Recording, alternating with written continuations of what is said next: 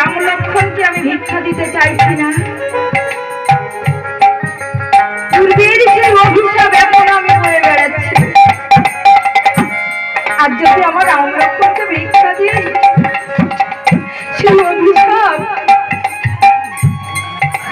আমার মাথায় এসে যদি পড়ে, না না, আমি কিছুই পারবো না।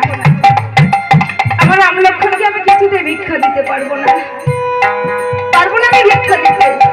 ও তাহলে রাম লক্ষ্মণকে ভিক্ষা দিতে পারবে না বলে এতক্ষণ গল্প করে শোনাচ্ছিলে? ঠিক আছে, ভিক্ষা যখন তুমি দেবে না আমি চলে যাব, কিন্তু তুমি যেমন করে আমার কাছে ত্রিসন্ধ করেছিলে ঠিক তেমনি করে আবার